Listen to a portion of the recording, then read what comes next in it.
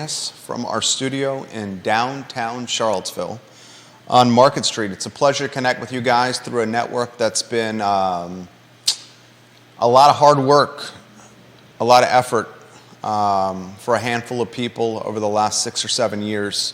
And we pride ourselves in relaying content to you that is local to this community. Our mindset is humanize, localize, and personalize our content and our brand. And I think we try to do that through our coverage of news, of entrepreneurship, of business, of real estate, of politics, of current events, of restaurants. You name it, we cover it. J-Dubs, check that group feed if you can. I Love CVille group. That would be helpful. Thank you, sir. Logan Wells, Clay Loan, Bill McChesney, welcome to the program.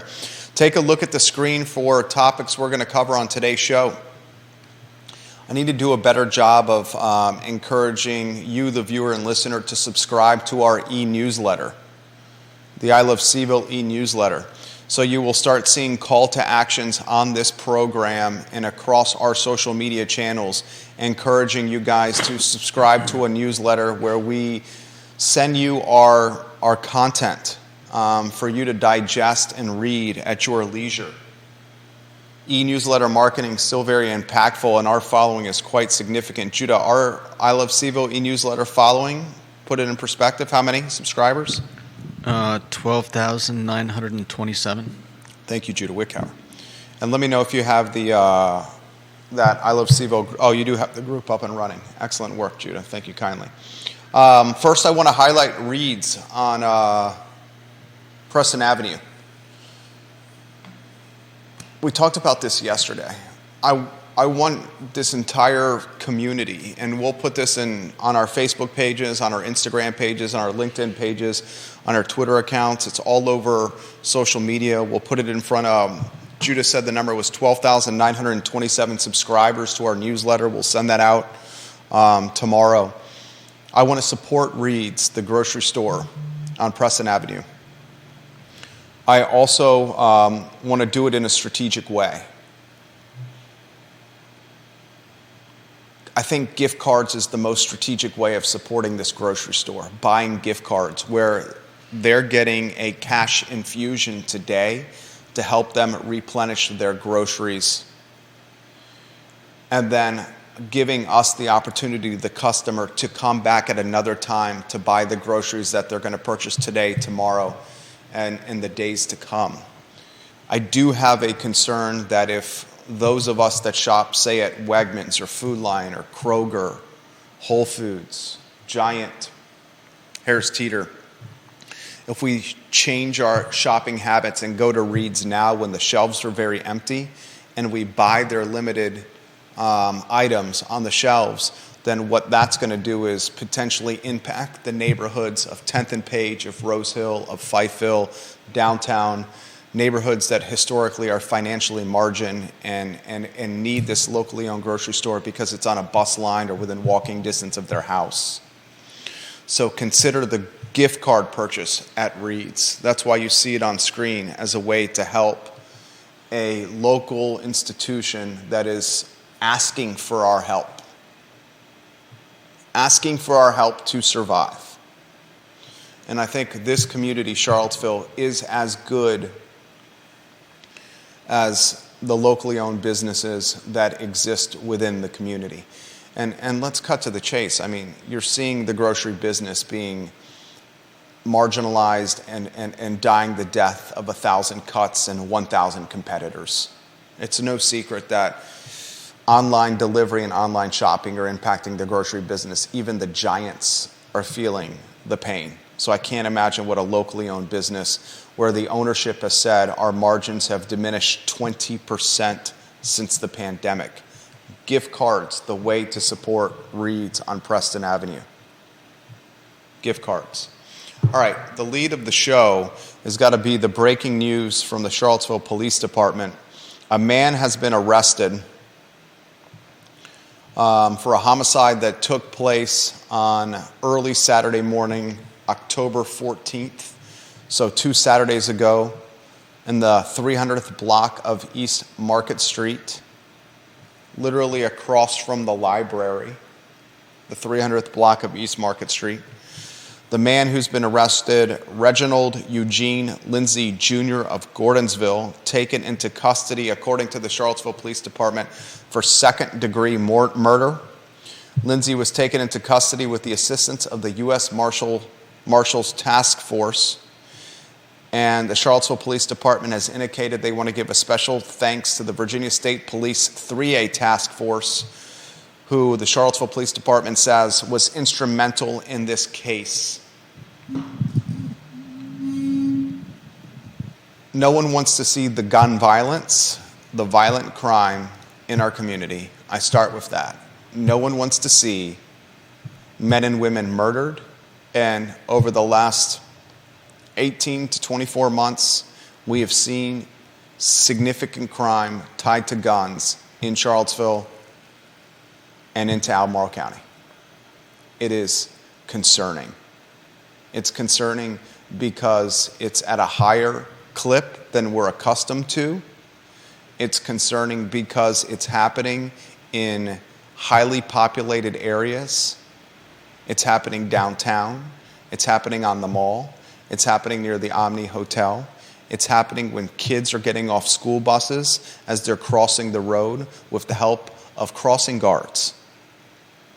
It's the entire age spectrum, from preteens and teenagers to this arrest was a middle-aged man.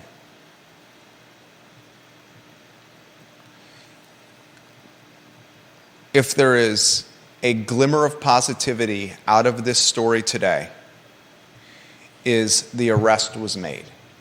Kochis and the department, Charlottesville Police, are making arrests, and they're doing it efficiently, and they're doing it by letting the community know that they are catching folks that are utilizing violent methods to scare all of us. This murder happened not even a block from where I'm sitting right now. As bars were let out in downtown Charlottesville in front of a public library. In fact, there is a flower display, a bouquet of flowers honoring Danny Hall, who was killed early Saturday morning on October 14th.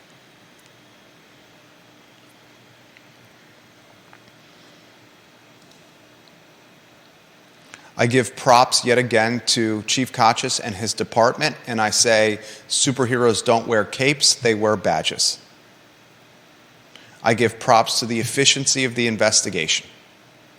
And now I ask viewers and listeners of this fine and fair talk show, what are the next steps for the city as a whole, and certainly for downtown Charlottesville, to rehabilitate an image that has been impacted?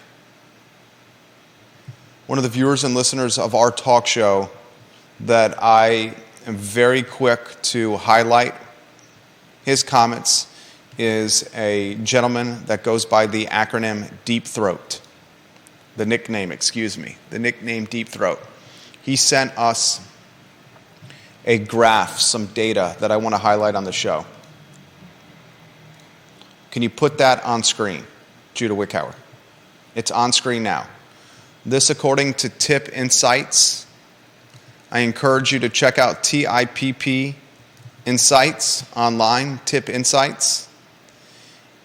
They bill themselves as the home of American public opinion and data. They provide gold standard polls, breaking news, and international focus covering the economy, national security, technology, and culture.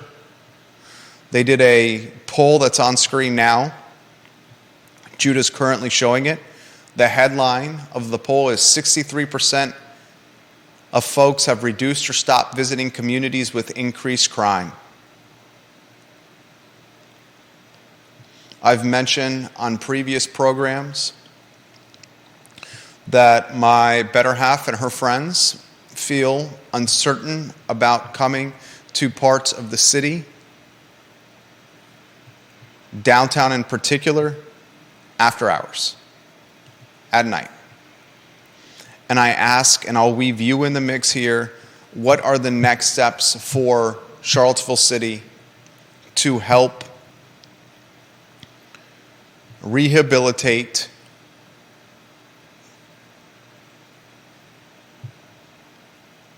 a perceived or actual image issue?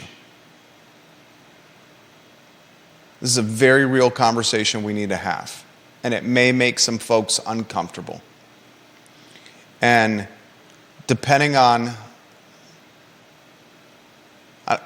whatever side you're on when it comes to Tent Town, a homeless encampment that has now been dissolved by the reinstatement of a curfew of 11 p.m. in Market Street Park, that storyline did not contribute positively to the downtown image. I'm extremely happy that this murderer, alleged murderer, was caught by the Charlottesville Police Department. That is good news. But a headline that's going to be all over media, this one's extremely well watched, whether you like it or not, the I Love CVille Show. A headline that says downtown murderer caught by police is not good to the overall image of the show. Overall image of downtown Charlottesville. Excuse me. I've asked this question previously. The next steps we need to rehabilitate the 8 blocks that are the heartbeat of a 10.2 square mile city, and that's the downtown mall. I have some ideas. I'm going to weave Judah Wickower in on a 2-shot. J-Dubs, as he's known, up and down the eastern seaboard. Aaron King, I'm curious of your thoughts on this. Georgia Gilmer, I'm curious of your thoughts. Kevin Yancey, Josh Tracy, and Kyle Miller, I'm curious of your thoughts on this.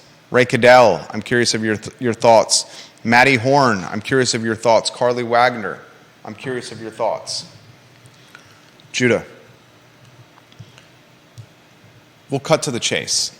You and I both, because we talked about this in the pre-production meeting, and I don't like speaking for you, but both of us pleased that the police department efficient with its policing and the arrest of this alleged murderer. No doubt. Safe to say yes, right? Definitely.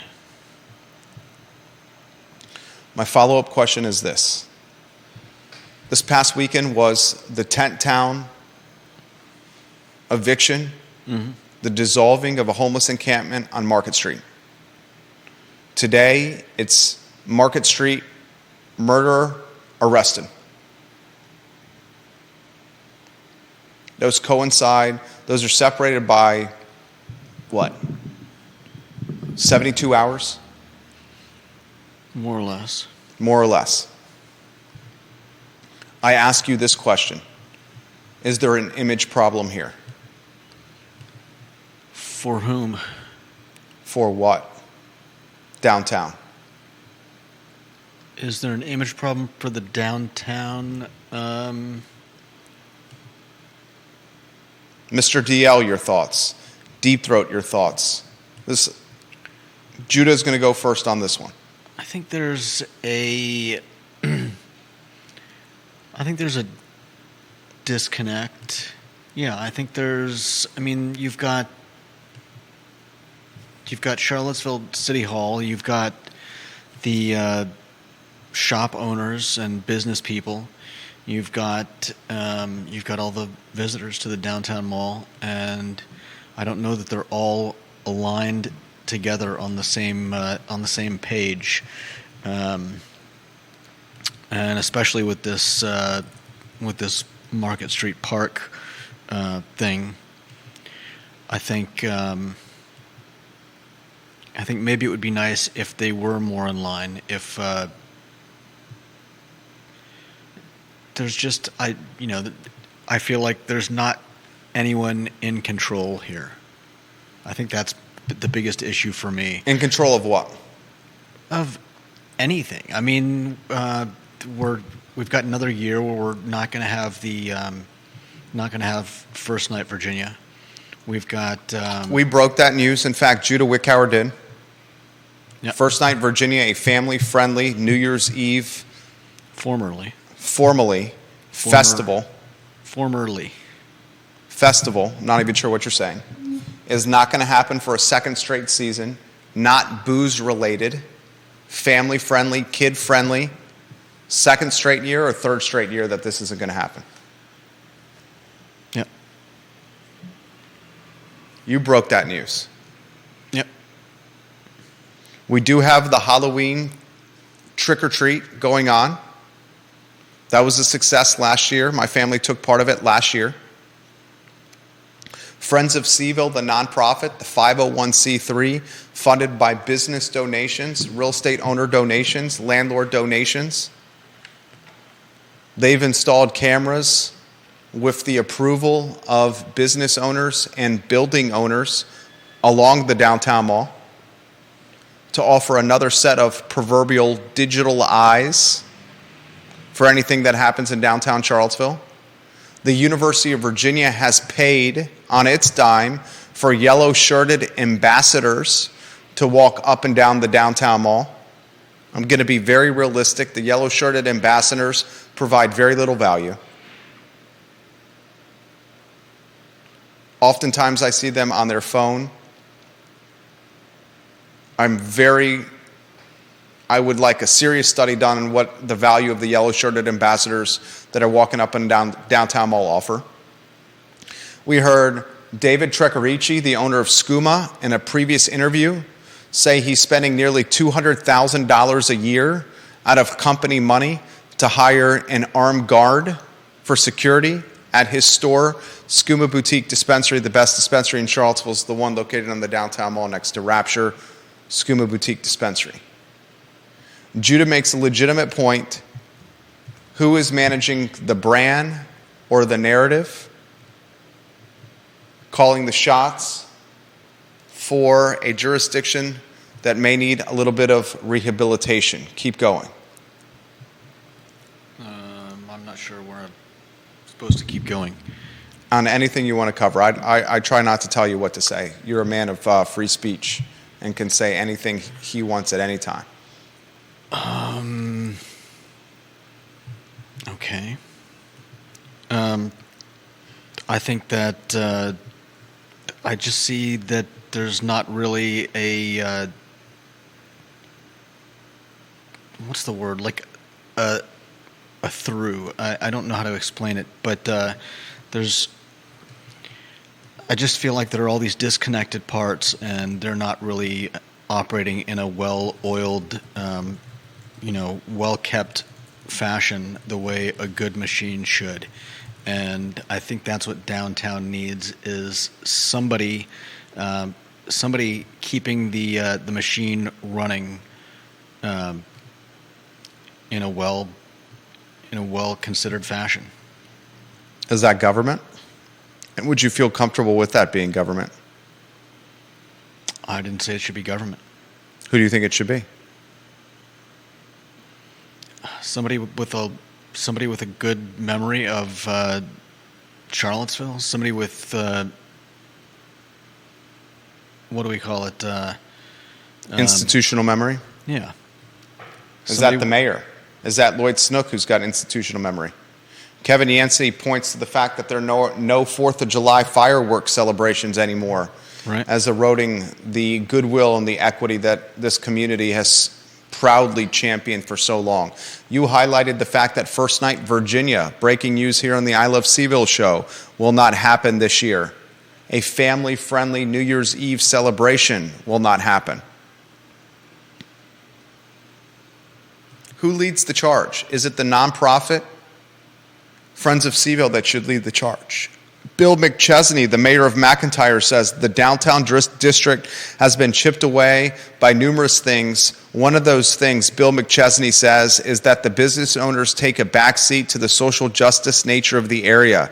It becomes a magnet for the hands out, Bill McChesney says. Deep Throat says something like the Central Park Conservancy in New York applied to the downtown mall could be interesting.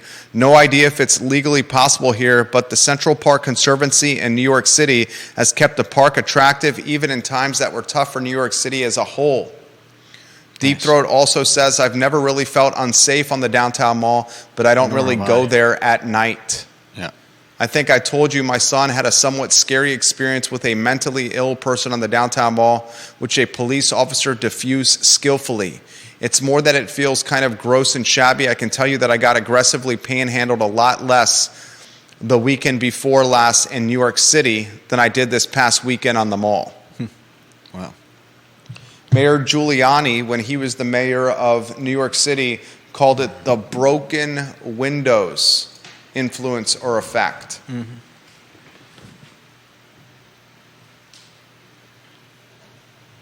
Randy O'Neill, watching the program, says, the problem is every service for the people can only provide a 6-foot card table and some clerks. I'm not sure what that means, Randy. If you can offer a little more perspective on this, I'm happy to relay it on air. Bill McChesney points to the Office of Economic Development. Should it be, this is coming in from Thomas. Thomas says, why not the police chief leading the charge? Who's got more goodwill and equity, as Jerry says, than Kochis right now in this community? That's a good point. Do we want the police chief leading the charge for downtown Charlottesville? Some in this community would highlight that it is the police leading the charge and have a problem with it. Those that are of the fund the police mindset, for example, or activists in the community. Is it the mayor's responsibility to wear the hat of a Giuliani, like he did with cleaning up crime through the proverbial broken windows influence or impact or effect? And does Mayor Snook have the equity and goodwill to lead that charge?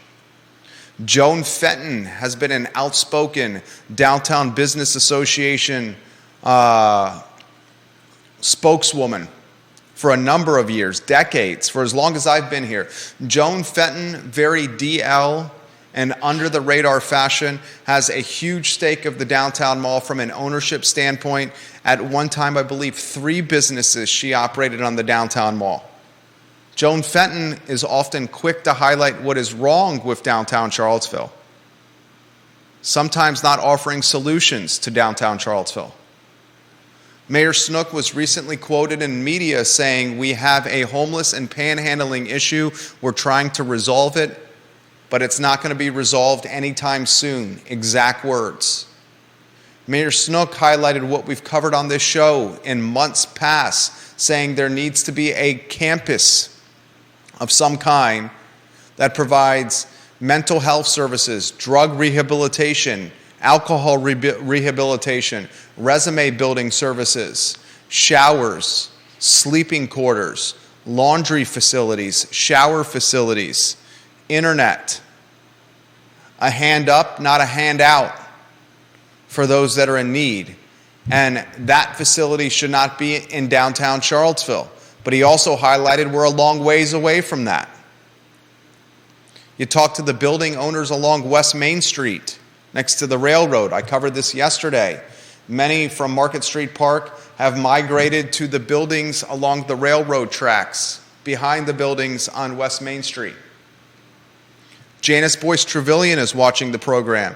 She said, when we first moved here 9 years ago, we were on the mall several times a week. Most weeks we shopped, we ate, we met family and friends.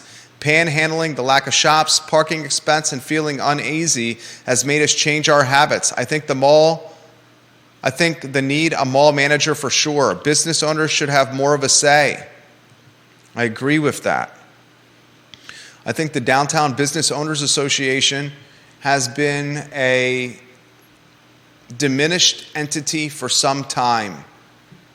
The Downtown Business Owners Association did not do a good job of passing the torch or transitioning to younger landlords and younger owners. The power the influence and the power was pocketed or collected or held by a few, and the transition as that older guard migrated out was not strategic. Is it the landlords that should lead the charge? And if it's the landlords that lead the charge, how will community feel about building owners, many extremely wealthy, leading the outlook of downtown Charlottesville?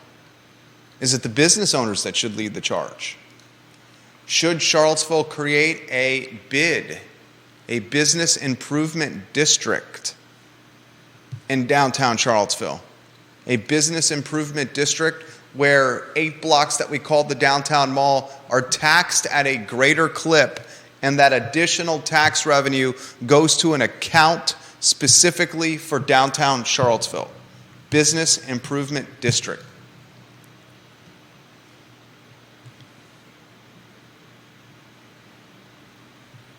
All good questions.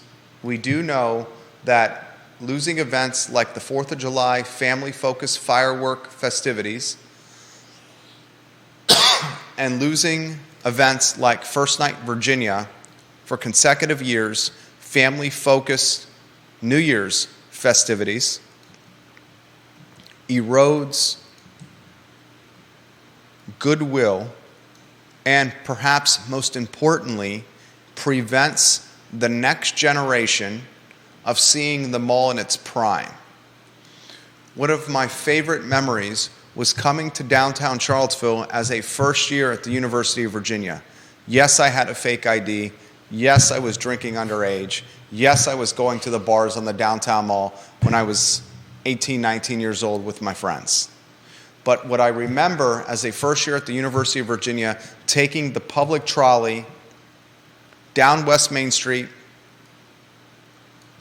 and heading to the downtown mall was this 8-block ecosystem of dazzling lights, of foot traffic, of music that could be heard coming from the restaurants and the bars and the music venues. I saw this dynamic that was a melting pot of socioeconomic statuses, of skin colors, of appetites for shopping and dining and drinking. In a lot of ways, in my very sheltered first 18 or 19 years of my life growing up in Williamsburg, Virginia, born in Naples, Florida, coming up the eastern seaboard with my family after they sold their business and looked to open another business in the 757, downtown Charlottesville was my first experience, certainly independently of my parents, of real life. When we don't have First Night Virginia events, or when parents are hesitant to allow their children to be dropped off downtown at Fridays after 5 and said, I'm going to pick you up at 10 p.m. or 10:30 p.m. at the crosswalk or the crossway on 4th Street, that keeps the next generation of Charlottesvillians, taxpayers, renters, homeowners, from seeing the downtown mall in its full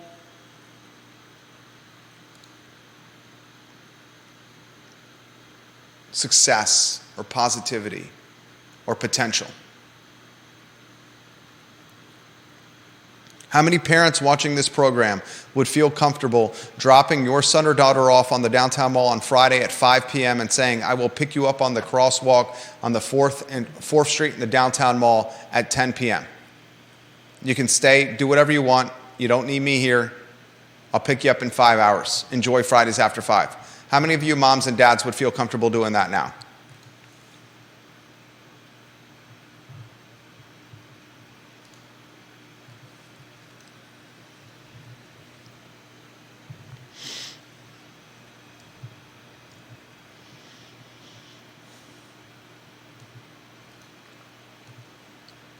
I'm concerned. Mr. DL's got a comment. Mr. DL, thank you for leaving the comment. A solution must involve the homeless issue. Define for the police chief what the city policy law is and what is allowed, and then let his people enforce it. Not everyone will like that, but something needs to get done. This topic came up in a recent council meeting. Adjacent residential neighbors find it difficult to justify living here. That came up in a council meeting. I remember watching the council meeting and hearing it come up as well. Comments are coming in quickly. Put your comments in the feed and I'll relay them live on air. This is from John Blair. Brand management for Charlottesville is a difficult topic. The problem is, as you and Judah are pointing out, is that there are too many people trying to control the narrative. Most cities have one or two strengths that they highlight. For example, Stanton is known for its urban architecture preservation and its parks. Richmond is known for its museums. Belle Isle's music. Belle Isles is music and recreational opportunities and jazz folk festivals. Roanoke has an amazing downtown urban trail as well as a deep commitment to its library system. My question to you as a brand specialist is this. Give me Charlottesville's top two strengths that you would turn into its brand. That's a great question. Judah, two-shot. Viewers and listeners, I'll ask you that question. John, excellent stuff. John Blair. What are two strengths that you would build a brand narrative around when it comes to downtown Charlottesville? When it comes to Charlottesville in totality. How about Charlottesville in totality? I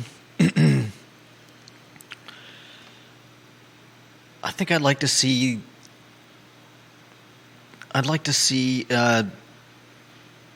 all of West Main, all of Main Street feel like more of a connected entity. And I would market Main Street and wineries. You would market for Charlottesville, even though Charlottesville doesn't have wineries. Yeah, but it's the place to come for wineries. Yeah, spread out from Charlottesville. From Charlottesville, you can visit, and then talk about all the amazing wineries that you can go see. Kevin Yancey says history and restaurants for the two things. Maria Marshall Barnes says, I would not want my 15-year-old or my 12-year-old alone on the mall. I have tried to tell my 18-year-old what areas to be cautious about. Maria Marshall Barnes, thank you for sharing that. Janice Boyce Trevelyan answers John Blair's question. Music for sure and great food. Janice Boyce Trevelyan also says, one of my pet peeves for downtown is the lack of consistent business hours with some of the shops. No doubt. Vanessa Parkhill in Earlysville, where does the extra revenue from the meals tax go? The extra tax revenue from the meals tax goes to the Charlottesville Albemarle Convention and Visitors Bureau, the CACVB. The CACVB, it's absolutely crazy for me to say what I'm about to say.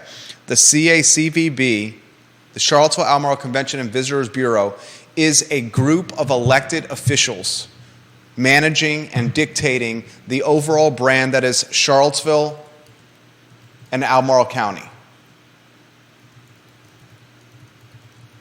I will give a straightforward piece of advice to the CACVB, and whether they like to hear this or not. On the CACVB, you have Juan Diego Wade, B. Lepisto Kirtley, you have Cecil Banks from the University of Virginia, Jennifer Lyon from Monticello, Chris Engel from the City of Charlottesville Economic Development Department, Sean Jenkins from the Soul Food Joint, the restaurant on Market Street, Sheldon Johnson from the Graduate Hotel Charlottesville, Emily Kilroy from the Albemarle County Economic Development Team, Susan Krischel, who manages the Ix Art Park Foundation, B. Lepisto Kirtley, Albemarle County Board of Supervisors, Gabe Silver from the Rivanna River Company, Danny Shea of Red Light Management, Juan Diego Wade, John Wharton, the community member, and Jay Pun from Chim and Thai Noodle House. I would very much encourage the CACVB to allow professional brand strategists, marketers, and advertisers to get a larger say and more autonomy in managing the brand that is Charlottesville and Albemarle County. Adam Healy, formerly of the CACVB, was very quick to point this out.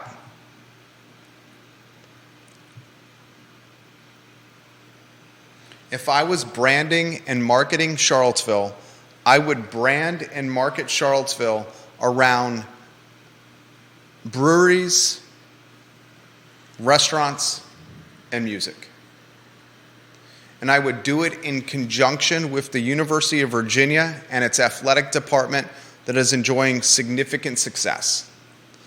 I would form a joint venture campaign that pools capital resources with UVA's athletic department, Albemarle County, and Charlottesville City, and I'd create a campaign that targets the eastern seaboard and much of the mid-Atlantic, driving distance or short flights to Charlottesville, and highlight the long weekend opportunity of UVA sports, restaurants, music,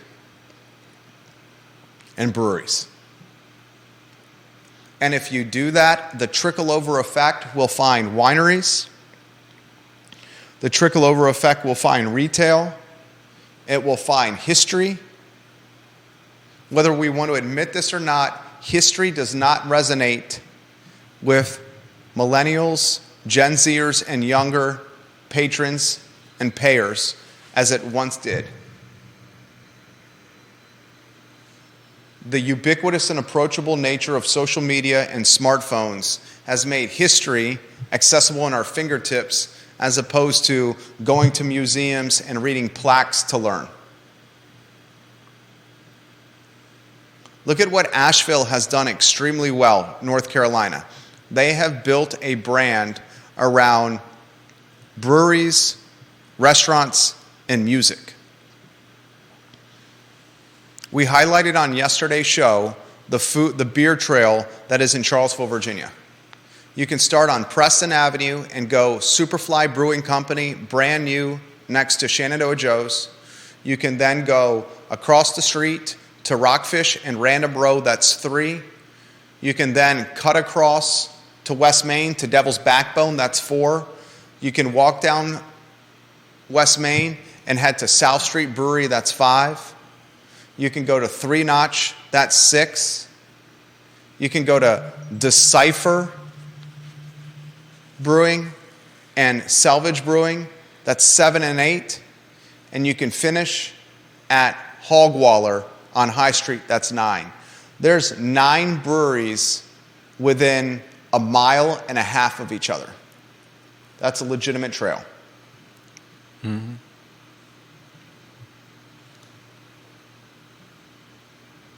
Maria Marshall Barnes, I've heard that from a number of people. She said, in the past year, leaving a late concert at the Jefferson, I was anxious and was sure to wait and walk with the crowd to the garage. Lauren said, you forgot Star Hill at Dairy Market. That's 10. Thank you, Lauren. That's 10 breweries, including Star Hill and Keswick.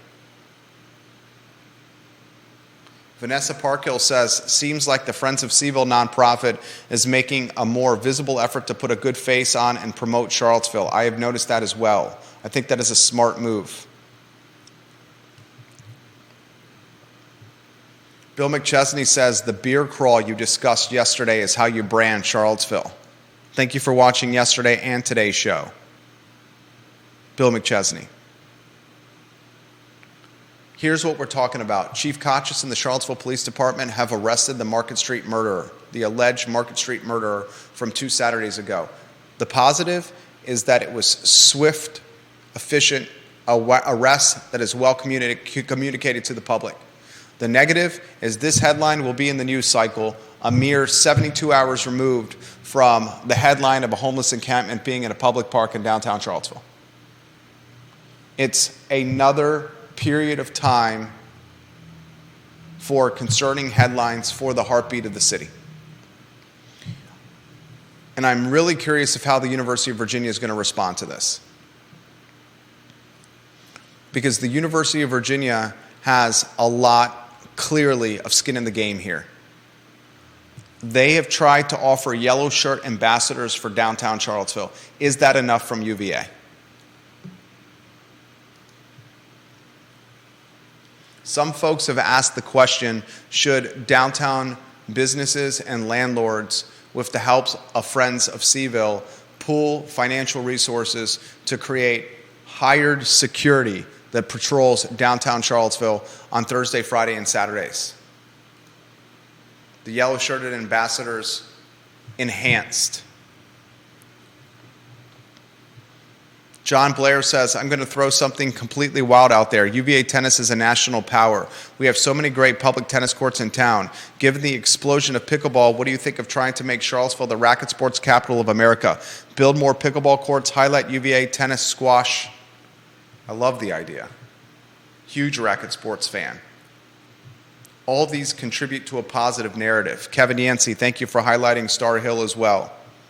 We have 7 states watching the I Love CVille show. On that note, I would encourage you to subscribe to the I Love CVille newsletter and join nearly 13,000 subscribers. We'll put a call to action link on our social channels later today. Who leads the charge is the challenge. I don't think it's the mayor. I definitely don't think it's the city manager now.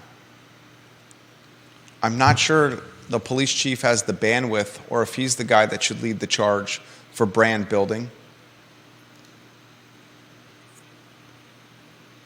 Perhaps the erosion of the brand has been associated with the erosion of the Downtown Business Owners Association.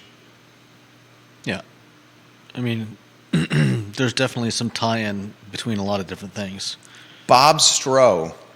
But the fact that we haven't had a steady city manager for years, I'm sure has had a large impact on all of this as well. 100%. Bob Stroh was the former general manager of the Charlottesville Parking Center. Bob Stroh was absolutely instrumental with making sure the Christmas lights were hung in downtown Charlottesville every year. He was a key part of the Downtown Business Owners Association. When he was a part of the DBAC, it was running efficiently and effectively. And Kevin Yancey, I agree that there needs to be non-alcoholic family focal points for downtown. That's why the loss of First Night Virginia and the cancellation of the fireworks show is damning.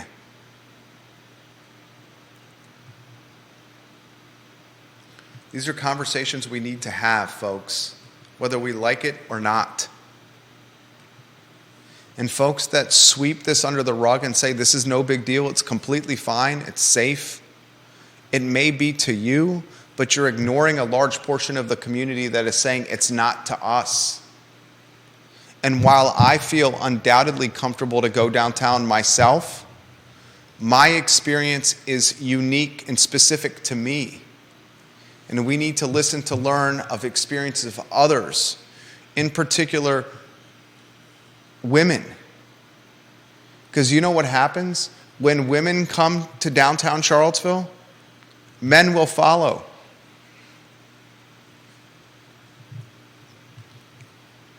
All right, other topics I need to get to. Let's get to the TJ Fadeley headline if you want to put the fourth and fifth lower thirds on screen.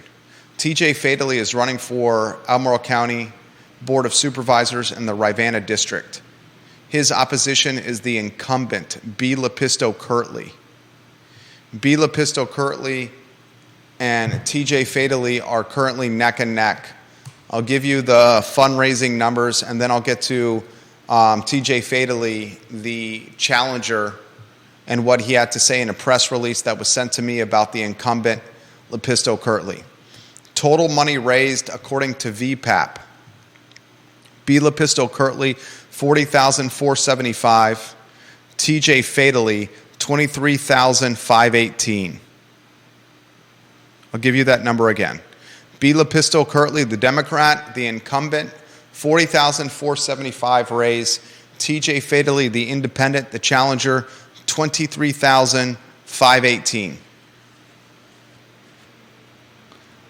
Fadeley sends a press release to the media, to us, and he said this in the headline. Fadeley rips Albemarle County retail sales tax increase proposal. I'll read a portion of his press release to you. Packed into the Albemarle County Board of Supervisors 2024 legislative agenda is a proposal that, if green-lighted by next year's General Assembly and approved by the governor, would allow a county-wide voter referendum to decide whether to increase the county's retail sales tax. The current tax rate, including the sales tax, is 5.3%. A unanimous vote last week in favor to support a 1% hike in the county's retail sales tax, Albemarle County. So if approved, it would go from 5.3% to 6.3%, the retail sales tax percentage. Fadeley says, and I quote, "With persistent inflationary pressure, the county has found yet another creative way to increase its spending at the expense of county residents. This risky new tax scheme falls disproportionately hard on working families in Albemarle County, and it is another nail in the coffin for those families' hopes of economic stability," end quote. Thoughts you want to offer on this? From 5.3% to 6.3%, Judah Wickhauer. Viewers and listeners, your thoughts on this? You are not seeing this covered anywhere else in Central Virginia right now. Your thoughts on this, Judah? Well, is it going to have the desired effect, I think, is what I would want to know. Somebody could give a good answer to that. I think you always have to consider the offset of people spending less when taxes go up, and how often that derails the effort to pull in more money.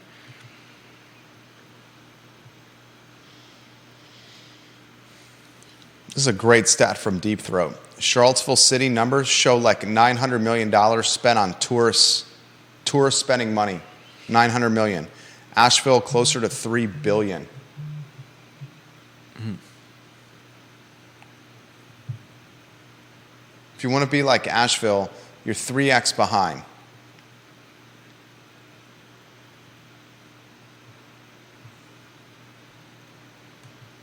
Raising taxes in a time of economic recession is, in my mind, lacking a feel for taxpayers and their financial hardship.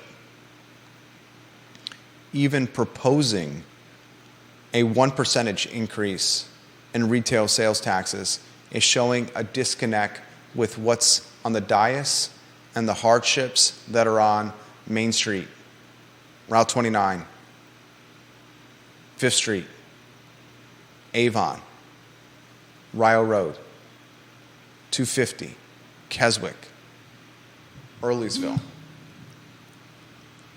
Every dollar counts when Jerome Powell and the Fed are trying to raising rates to put inflation in check. Credit card debt, an all-time high in America. Yeah. Home affordability, the most difficult time to afford a home in American history. Anyone with revolving... That's a crazy thing to have to say. Anyone with any kind of revolving credit. Anyone that's a subprime credit candidate feeling pinched and pinched and pinched. Buy some groceries. Look how little $100 gets you these days. No doubt.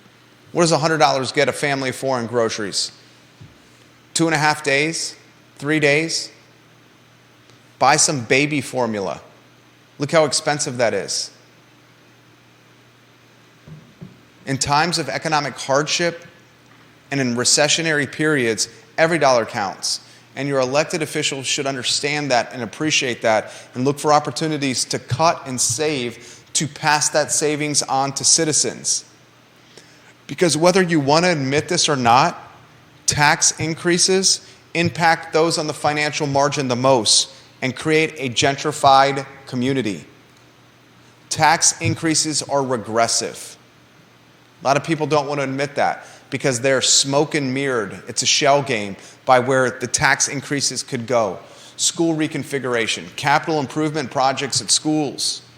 Well, if it takes 8 to 10 years to reconfigure a school and $80-some million, how many of the people got gentrified out of the community where that school reconfiguration was going to apply to? I'm talking Buford. Mm-hmm. I'm all for making Buford better, But if it's taken a decade and $80+ million and an increase in taxes to build a new Buford, how many of the people won't get to see the new Buford once it's built because they got pushed out of the community because they couldn't afford to live in it? Increasing taxes at a time of a recession is regressive. It is not progressive. Take a look at Long Island, New York. Take a look at the taxes on people's homes in Long Island. Some of the counties in Long Island. You got extremely well-paid teachers, but the folks that can live there, wealthy.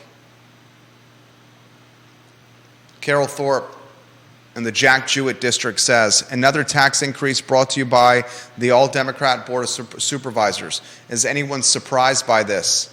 Taxed enough already. And the acronym T.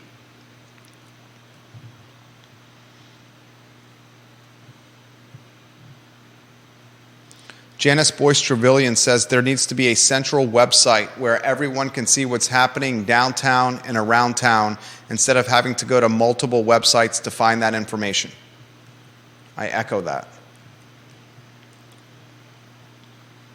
I think there's a direct correlation to the erosion of traditional media and legacy media with the management of brand when it comes to localities. Who tells the stories now of localities?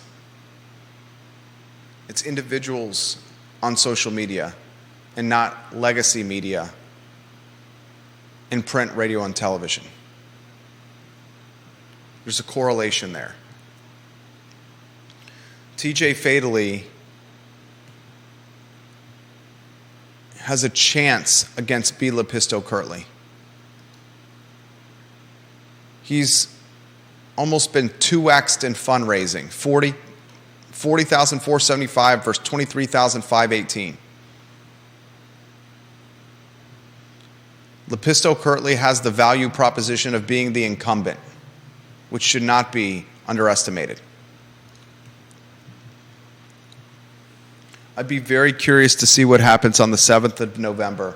If on the 7th of November you see Judy Lee win, if you see Spillman win, Alan Osborne win, Berlin win on the school board, and they write in a candidate that's been campaigning with Berlin and Spillman. And if on the Board of Supervisors you see Lepisto Kirtley win, Malik win, and Mike Pruitt is running unopposed, that would be the status quo continues in Albemarle. Curious to see how the community responds to that. Let's get to some real estate business for you. This is pretty significant. There's an outfit, an organization that on the down low is buying a lot of real estate in the Richmond area. Seminole Trail Management last week purchased 2 office buildings at 3951 and 3957 Westier Parkway, Westerre, for a combined $25 million. Henrico real estate records show. The seller of these buildings was the Atlanta, Georgia base, the Simpson organization. They bought the 2 buildings in 2014 for $22 million, county records show. Seminole Trail Management invests and manages apartment buildings and has a portfolio with over 6,500 units.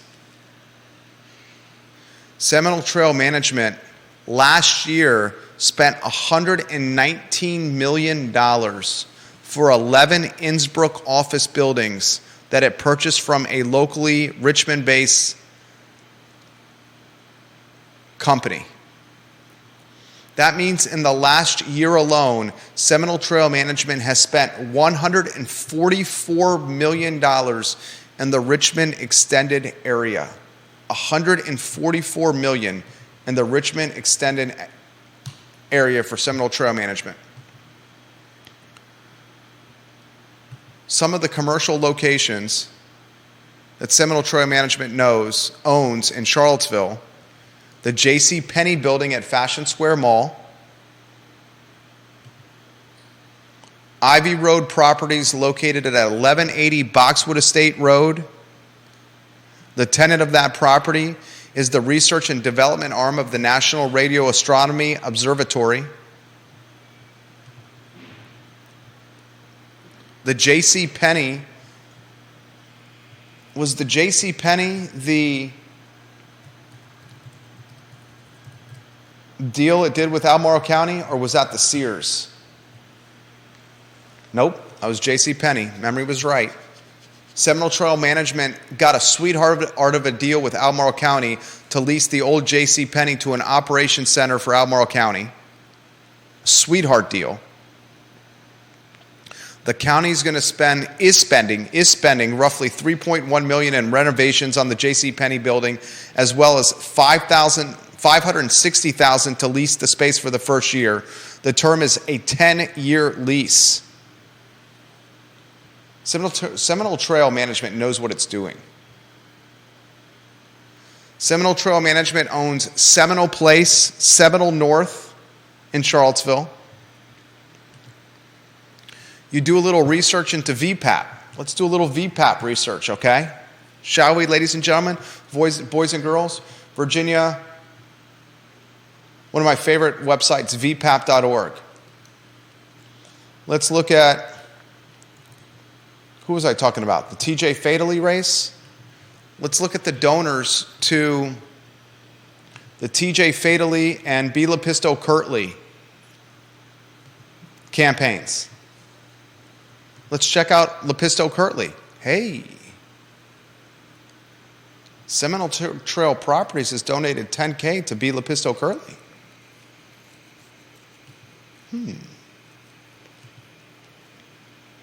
Let's check out TJ Fadeley.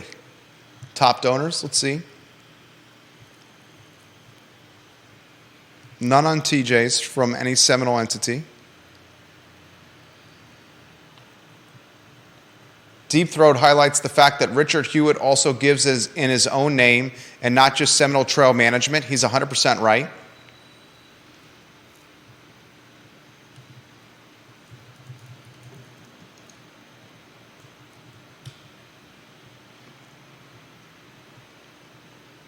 Richard Hewitt, if you look at his donations on VPAP, you'll see $210,227 tied to his name alone.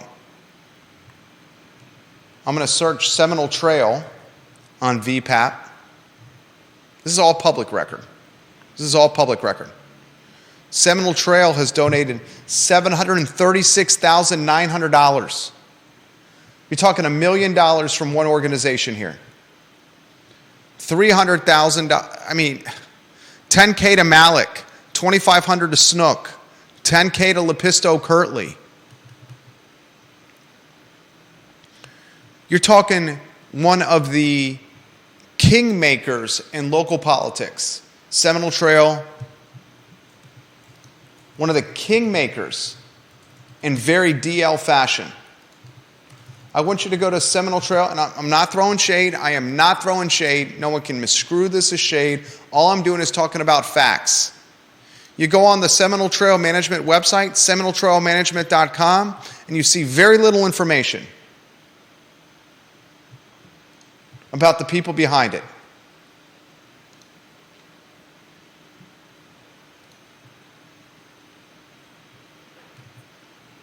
I watched Richard Hewitt at an auction on the courthouse steps in person. And if you go to ilovecville.com/Fashion Square Mall sells for $20.2 million, or you can Google, this will be an easier way to find it. Richard Hewitt, 2 T's in Charlottesville, and you will see a link from I Love CVille. I watched firsthand myself personally, and I recorded video of it, of Richard Hewitt in a gold tie at the steps of Albemarle County Courthouse in a live auction on a humid Friday afternoon in the city of Charlottesville step aside at $20,150,000 for a bid to buy Fashion Square Mall. He got up to $20,150,000 before he said, no, not me. I'm not going to buy it. This guy is a kingmaker in politics.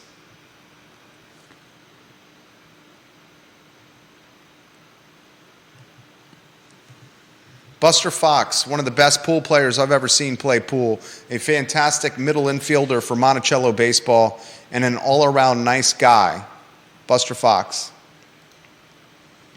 says this: anyone that is wealthy enough can move, and they will move. They can go to Texas, they can go to Tennessee. Taxes are so much less. Well, guess what? That doesn't change the taxes for everyday people like myself that can't move. The county, state isn't going to reduce it then. It will just fall on a smaller group of people that can't afford it. It's 100% right.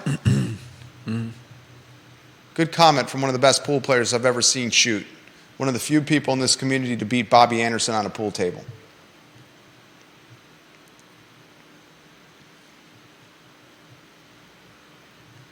$144 million spent by Seminole Trail Management within the last year in Richmond, Virginia. Significant amount of money. Subscribe to the I Love CVille newsletter. How many subscribers on the list, Judah? 12,927. I'm going to be more vocal with the call to action to follow nearly 13,000 people in our newsletter.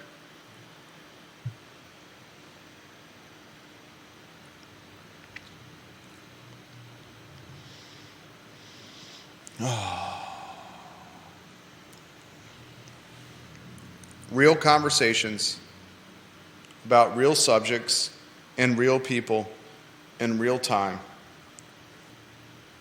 on the I Love CVille Show by a man who's lived in this community for 23 plus years consecutively. Plans to call this community home forever, persuaded his wife to move from the Northeast here, and with her phenomenal guidance and leadership, we're raising two boys that we hope will also continue living here so we can be close to them because we love them. Just want to see the community thrive. That's it.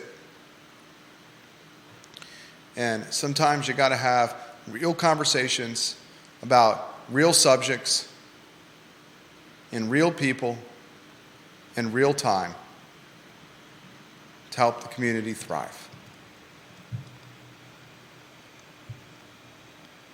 Follow the money. Follow the money. Because when you follow the money, you see who maintains power. And when you follow the money and you see who maintains the power, you see the influence that the money garners. Follow the money.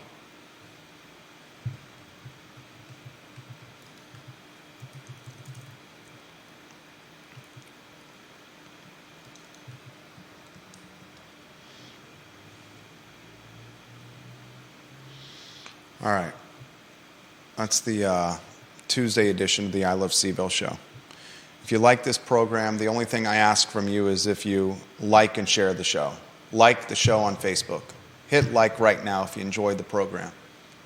Share it with your friends. Help us spread the gospel. Share it with your friends. If you're on Twitter, retweet the show. LinkedIn, like the show. Subscribe to us on YouTube. We work hard for you. Not asking much in return, my friends. Thank you for joining us on a Tuesday. Judah Wickhauer and Jerry Miller, it's the I Love CVille Show. And I'll close on this. Am I on a one-shot? Yep. If you want to save Reed's, the grocery store, independently owned, the best path of attack is to buy gift cards at Reed's. Buy gift cards. If you buy all the inventory, the food, the drink, the produce, the cereal, the milk, the canned goods at Reed's now, that'll help them, but it's going to empty the shelves faster, and it's going to impact the neighborhoods around Reed's that rely on the grocery store year-round to feed their families. The gift card approach is more sustainable, especially for the neighborhood, and it offers Reed's a cash infusion which you could utilize later when the shelves are stocked fuller and you have more selection to purchase. Gift cards. Save Reed's. Jerry Miller, Judah Wickower, I Love CVille. So long.